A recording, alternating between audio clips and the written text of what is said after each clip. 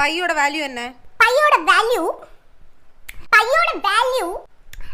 அடச்சி சொல்லு. 5 தப்பு. 3 4 ஏதோ ஒரு முடிவுக்கு வா. 5 எத?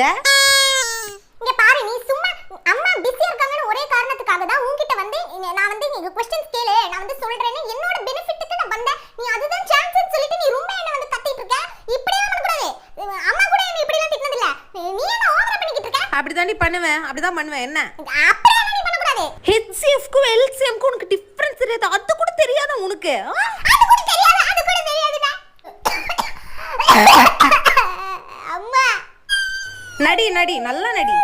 அப்பத்த பாத்தைய அப்பத்தி கே அப்பத்தியா அப்பத்தி கூ அப்பத்தி